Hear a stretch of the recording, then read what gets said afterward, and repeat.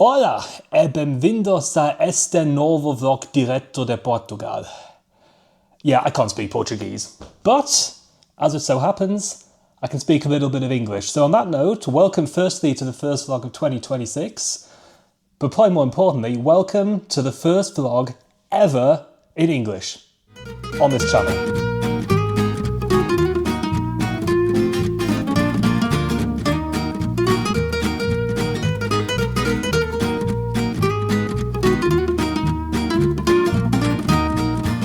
A vlog in English. I don't know if this is especially going to be a long-term thing, I should just make that clear, but I thought I would try something else a little different, something that could appease to some English viewers, obviously. And yeah, so to explain, what are we doing in this video? I am in Lisbon for a long weekend. I'm here on my own, which is also obviously something a little different. I think the last solo trip was actually Australia. It doesn't feel that long ago, but yeah, it's been a long while since I've been on a solo trip. And it was a fairly spontaneous idea. I just sort of fancy to get away from Germany. I think the German winter this year has been, I feel like, particularly brutal. It's been extremely cold, but we haven't had that much snow. If you had like snow, I think the winter's sort of okay, but no, it's been extremely cold and I just fancied a little bit of sun. And although it is raining a little bit at the moment, just very slightly, It's been really I arrived yesterday, so it was very sunny there, and I expect the next few days to be sunny, certainly a lot warmer. So yeah, that's the idea behind it. And today we're going to be exploring Lisbon itself, the city, and tomorrow we're going to be doing a day trip, as well, a little bit to the outskirts of the region. So that should be very cool. And then the day after, I head back home again. So yeah, just a long weekend basically. But yeah, today is all about, though, exploring Lisbon, and I have a first stop in mind, and I am going to walk there and through the streets of Lisbon and sort of check out the vibe around here.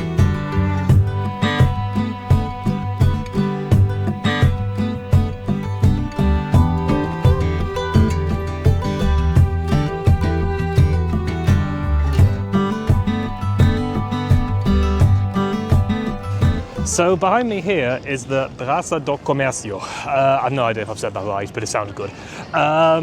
So actually I knew about this square before I came to Lisbon, although I actually stumbled across it by accident. I didn't know I was about to walk into it. This is the biggest open square in Lisbon, and it does have some kind of historical significance as well, because Lisbon was hit by an enormous earthquake in the year 1755. In fact, most of Lisbon's architecture sort of happened because of this earthquake. In fact, it wasn't just an earthquake. It was hit by severe fires afterwards, and then to add insult to injury, a tsunami sort of finished the whole thing off and basically completely destroyed the city. And on this square, before the earthquake, the Lisbon Royal Palace was meant to be built, and they planned it out, and the palace was going to be built here. And then the earthquake sort of put an end to this plans, and they decided they would make it as an enormous open square as basically, well, a tribute to what would have been the palace. It's not like the most. I mean, at the end of the day, it's just a big open square. There's not much. Obviously, there's this big statue in the middle, but it is surrounded by some quite nice little shops, nice little restaurants. So the outside of it's quite nice, and yeah, it's something a little different.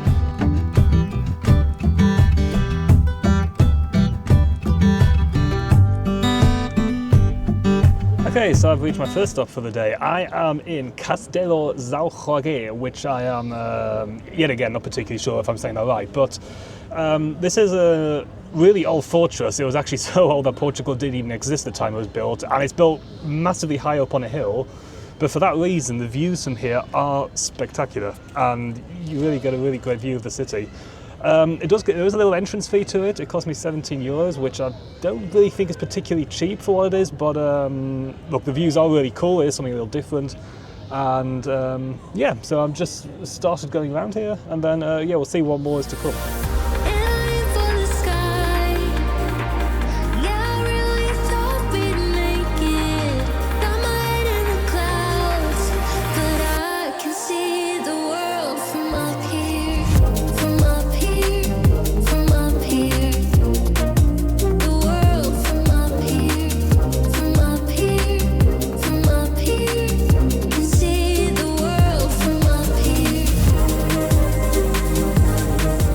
So maybe in the distance you can see over there is one enormous bridge, and I've just looked it up. That is the Ponte Vasco da Gama, and it is 17.2 kilometers long. That is some monster.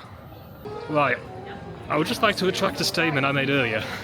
I said at the beginning that €17 is probably a little bit too much for the entrance fee. We're going to take that statement and we're going to shove it to the side because I couldn't have been more wrong. It was actually really worth it for €17 because you really got it was really impressive. You go onto the top of the fort wall, you got 360 degree views of Lisbon, which was really cool. You were able to see every corner of the city. And the fort itself was really cool to walk around. I've been there now for an hour and a half, and I really think that was actually money well spent at the end. So, yeah, if you're in Lisbon, I can absolutely recommend this place. Really interesting. Now, after all that walking on the fort, I have got quite hungry. I did have some really delicious pancakes at a cafe quite near to my guest house before, and that filled me up quite nicely for the fort. But yeah, could do with some food again, and I'm going to go to a place which was recommended by the receptionist, and it looks really interesting. So, let's have a look. So, this is the Timau Market, which is a busy place, to say the least. But it's really cool. There's all sorts of things you can get here.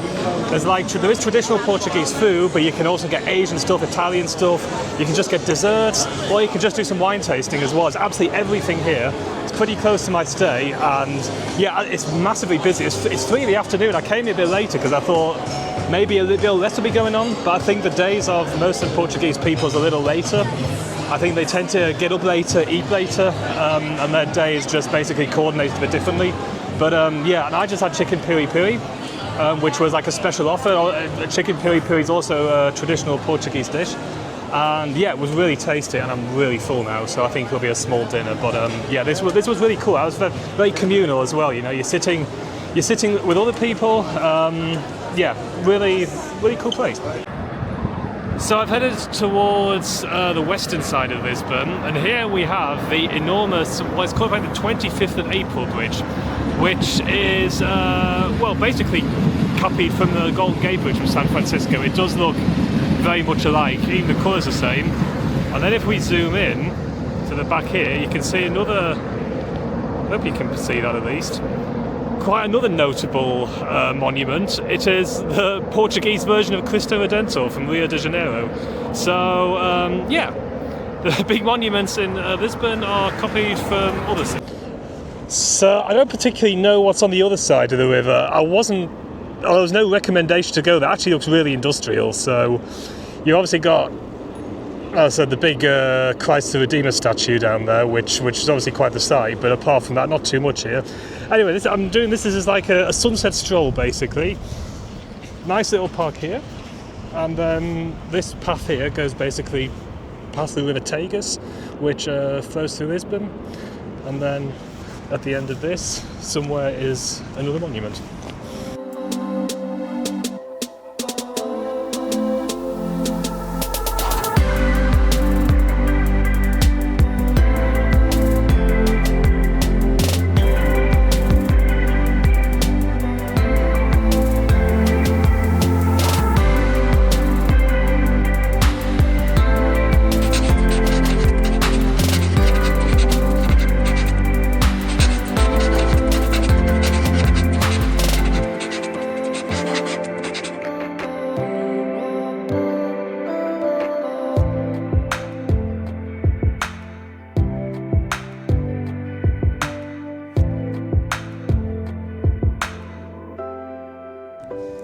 So I'm now sitting here in this really beautiful sunset evening we're having in Lisbon, I have to say, in front of another pretty well-known monument called the Belém Tower.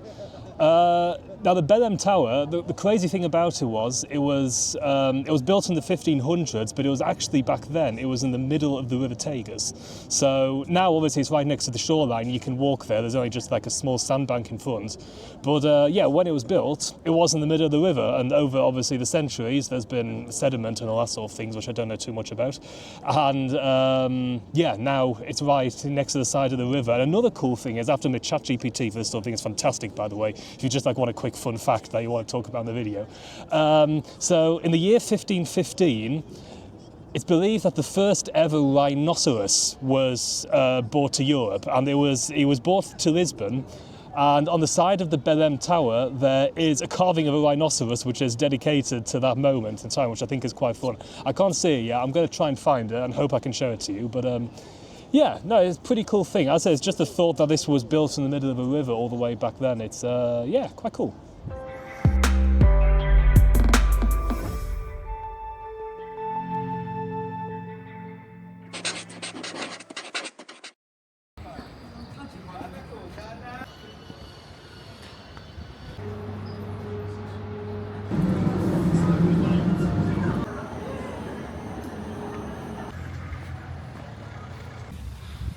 So it is day 2, and as I said, I was going on a day trip today, and I've travelled out with the train to a beautiful little town called Sintra, which apparently is one of the best day trips there is. The town itself is pretty nice, but there is a hiking trail you can do, which basically goes up a very, very steep hill. If anything I've learnt in Portugal so far, at least in Lisbon, everything is steep, so you've got to be prepared for that. On top there's this apparently absolutely fantastic palace. So yeah, we're going to go on this steep hike and see what it offers.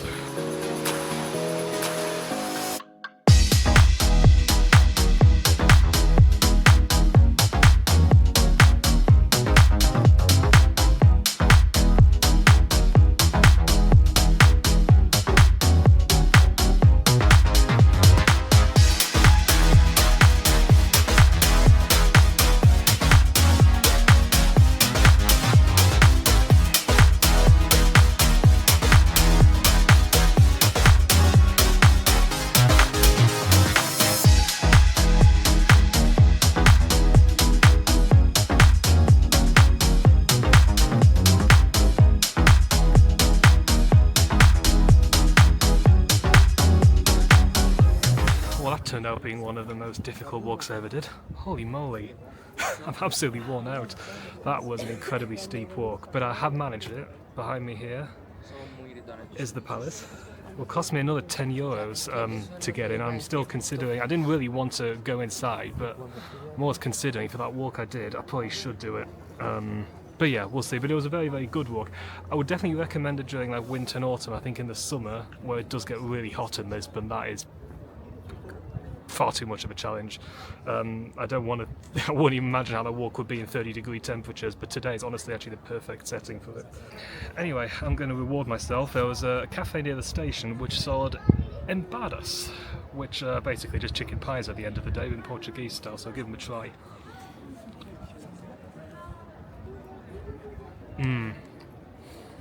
Oh, that's perfect. After a walk like that, that is absolutely perfect thing to eat. So I've made an executive decision and decided I'm not going to walk in because the queue is an absolute mile long, and considering it's the end of February, I hate to think how long it must get during the summer. But I have discovered you can walk around, and so we'll do that, and maybe we'll get angles of the palace from the other side. So this is the other side of the palace. Fortunately you can't quite do the full lap because there is a locked door here. But a small trek to the side was still worth it, because check out this view, guys. You can see the Atlantic all the way from here. We're that far out from Lisbon. That is an unbelievable view. So I just checked the background of this castle and sort of tried to find out what the historical significance is. Funnily enough, the castle was actually built by a German prince, Ferdinand II, if I remember rightly, who was actually Prince of Portugal at the time. And yeah, the castle has no military significance. It was just meant to be a beautiful centerpiece in Portugal built in the 1800s. And I have to admit, it is quite spectacular, especially on top of this hill.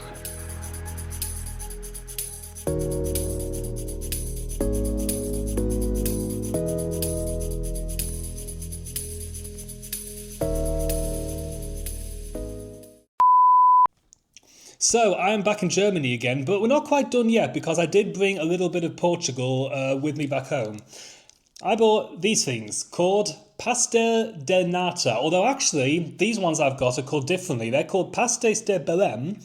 There's only one shop in Portugal that's legally allowed to call them this, and that is also a shop called Pastéis de Belém, which opened in 1837, as can be seen with this packaging.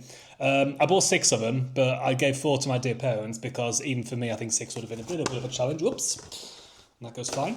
And the recipe apparently is so secret that only very, very few bakers in Portugal know it. So I'm really excited to try these things out. They're basically a bit like custard tarts, but obviously, like in the Portuguese version, really popular in Portugal, but these are obviously very special ones, so let's give them a try. Oh my goodness. Wow, look at this. Look at all that custard oh, you can't quite see, it's not zoomed well. Look at all that custard coming out of there. Wow. That is so nice. Well, that's the end of them. As you see, empty plate here as evidence. And yeah, that's also the end of the video. I hope you enjoyed it this time with it being in English. Something a little bit different. I know I will evaluate and consider whether I'll do future videos in English or continue in German. We'll see as time goes on. And yeah, a few words maybe just to Portugal or Lisbon specifically to finish off with. Really enjoyed Lisbon. I think it was the perfect time of year to go there. The temperatures were just right, sort of about in the bottom 20s. Fairly sunny, except that bit of rain I had on Friday, but that was generally nothing.